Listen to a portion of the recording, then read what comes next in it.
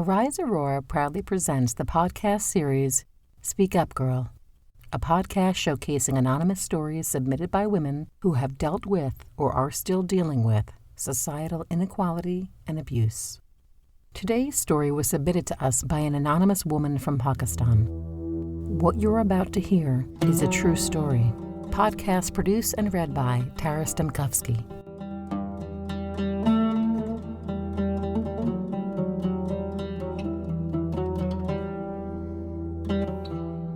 Arise Aurora, anonymous story number 1. I don't need your sympathy. I just want to help raise your self-esteem so that you can overcome your fears and take control of your own life. I am firstborn of siblings. I belong to Pakistan's rural area where man considers women his property.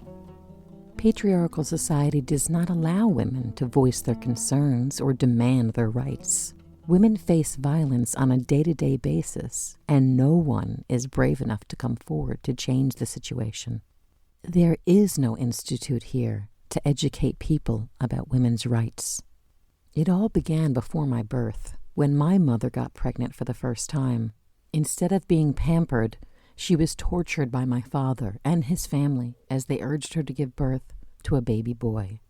Living in a male-dominated country, my father's family was against the birth of a female child. According to them, girls are incapable of earning and bringing in wages to a household and are thus a financial burden due to the dowry system. Unfortunately, the low prestige given to women in patriarchal societies creates a prejudice against females. However, giving birth to a boy was not in my mother's hand. After 9 months of wait, my mother gave birth to a baby girl, which was me. My mother had to face extreme brutal behavior from my father's family. They used to spit in her face and curse her. My father was the worst of her tormentors. He used to beat her with a rod until she bled and became unconscious. Even after my brother was born, a year after my birth, the beating never stopped. As soon as I turned 5, my father made me do all of the household chores. He treated me like I was an animal.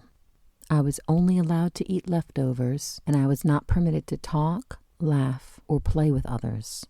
He wanted to punish me for being born. He used to shower all the love and care over my brother, but never once looked at me with love.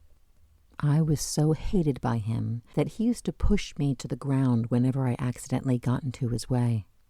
His obnoxious behavior affected me so badly mentally and physically. It destroyed my happy personality, and I suddenly became quiet and timid. Although in my hometown girls are considered inferior to boys, thankfully they are allowed to have at least primary education. However, my father even shunned me from getting basic education. His thought was, why should I spend money on a girl's education when all she's going to do in the future is get married and have kids? Fortunately, my mother thought otherwise. She did not want me to suffer like her. Therefore, she started to devise a plan. She began to compel my father to send me to a distant relative so that my father would not have to bear my expenses. At first, my father didn't support the idea, but after a while, my mother was granted her first and only wish. I was 9 years old when one day she woke me up from my slumber and asked me to pack my clothes. She was behaving oddly. She was moving here and there frantically. After I packed my little possessions, she asked me to sit down and listen carefully. She began by saying, "My beautiful doll, my love, please forgive me for bringing you into this harsh world and not taking care of you as mothers are supposed to, but hopefully your sufferings end here. I am sending you to your aunt's house in a neighboring village. She will look after you as her own. And this way, you will have a chance to get away from your father's despicable behavior." After hearing this, I started to cry. I asked her not to send me away from her. I told her to come with me. But she refused and asked me to listen to her instructions carefully. She said, "I ask you to be a good child, Never argue with your aunt, never fight with your cousins, and study hard, and never look back here." While she was instructing me, her tears were flowing down her face like a wild river. She then took me out to my aunt, who was waiting for me at the gate. I had never met my mother's family before, because my father hated them and he never permitted us to visit them. My mother hugged me so tightly and was so reluctant to let me go. But my aunt told her that we would miss the train if we didn't hurry. After that, I left with my aunt and uncle. When the train started moving, I saw houses and fields passing by through the window, and I assumed that I was leaving my cursed life behind.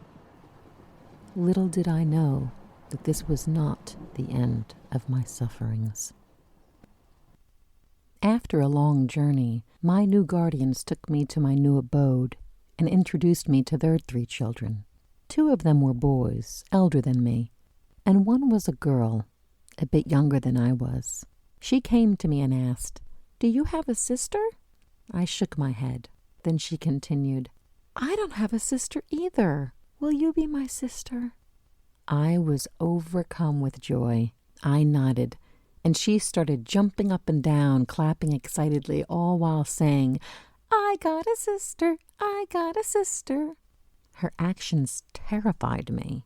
I became afraid that her father was going to slap her for being loud.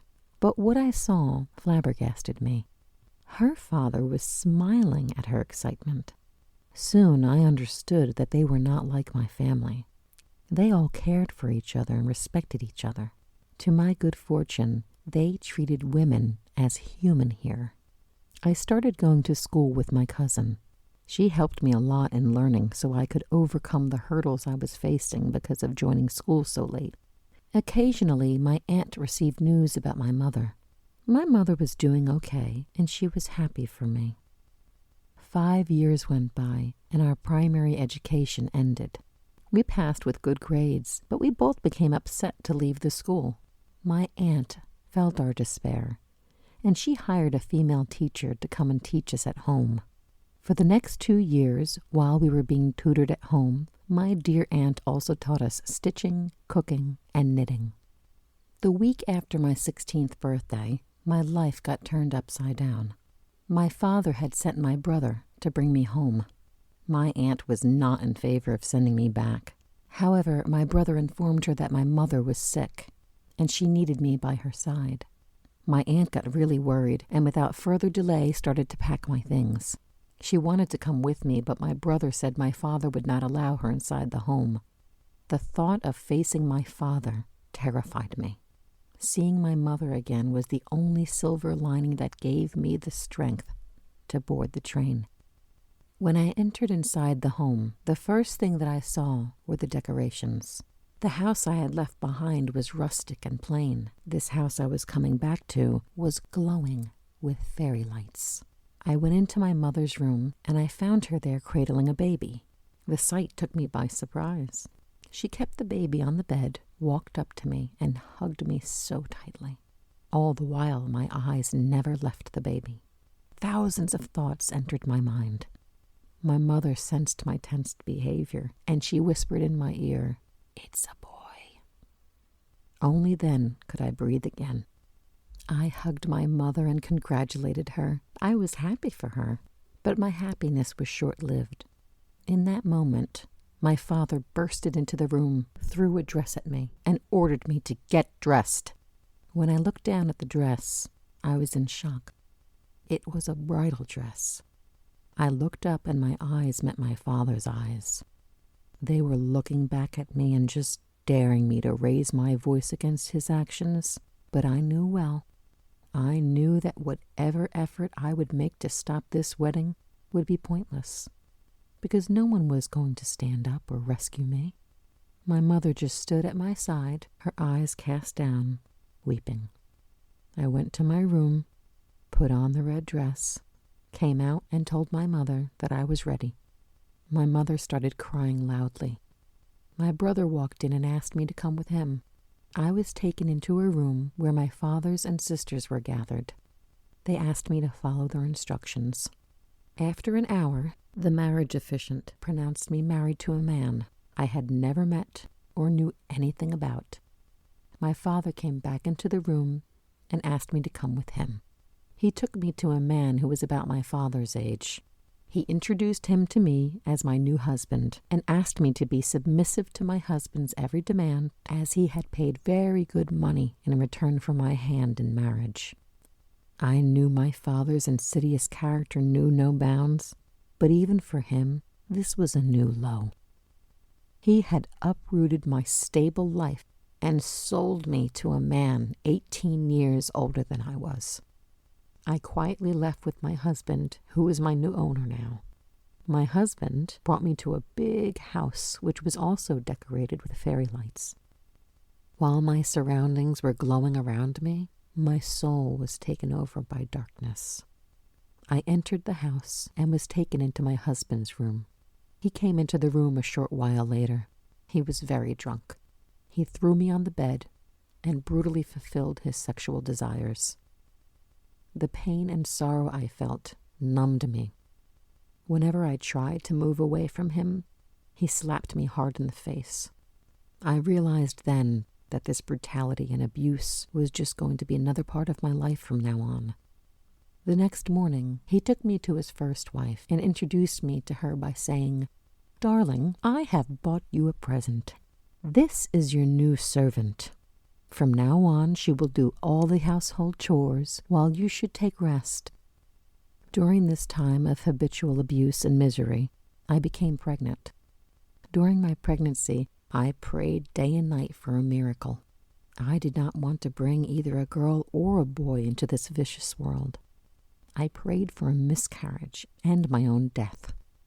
However, God had another plan for me. I was bestowed with a baby girl.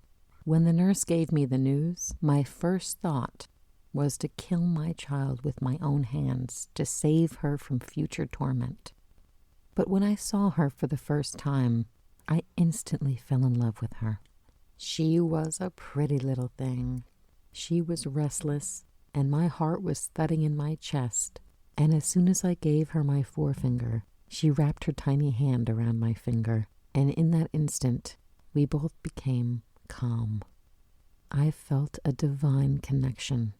By holding my finger, besides taking solace, she gave me strength and made me feel stronger and confident. In that moment, I knew I'd move mountains for her. I would not allow history to repeat itself. As expected, my husband was not happy to become the father of a baby girl. He started beating me as soon as I came back from the hospital. Then, he started cursing my daughter. I became terrified for her life. As soon as I regained my strength after giving birth, I concocted a plan to escape. At midnight, I took my daughter, stole some money, and ran for our lives. I took the train straight to my aunt's village. Until I reached her home, I was petrified. But once she took us in and embraced us, I instantly felt relieved. She vowed to help me fight for my rights. Even my uncle promised to help me get away from the claws of my father and husband. He suggested I move to the city where human rights institutions can take my daughter and me into their custody. After many arrangements, we were able to come to a city where I saw women roaming around freely and without chaperones. Some of the women were driving their cars, and some of them were working at offices. No one was disrespectful towards them. No one was manhandling them or abusing them. Then and there, I chose this life for my daughter. I registered my case in an institution where the management assigned my case to a human rights lawyer. She was a very nice and humble woman. She educated me on my rights as a woman, and she introduced me to several other human rights activists. They applauded my decision to come to the city and leave my past behind, and they helped me bring some stability into my life.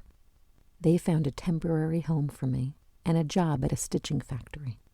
When I first received my wages, I felt like I was on cloud 9. After some time, my lawyer sent my divorce papers and my daughter's custody papers to my husband in the village.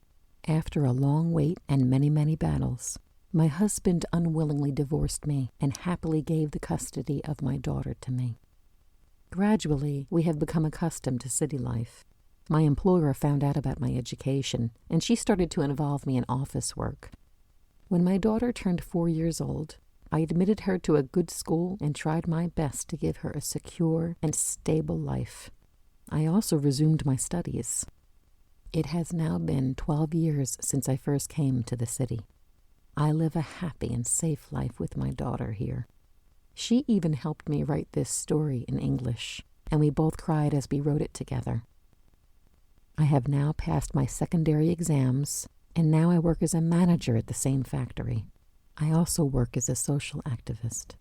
Finally, I am now a well-established woman, offering my services to many different women empowerment organizations. Last words. We must decide to stay strong and try to fight for our own rights. No one should face the violent behavior of another. We have the right to voice our concerns and demands and demand what is rightfully ours. My hope is that my story will help other women stop making excuses and take control over their own lives. Podcast produced and read by Tara Stemkovsky. If you've enjoyed this podcast, please share it on social media. Sharing stories like these could one day save a life.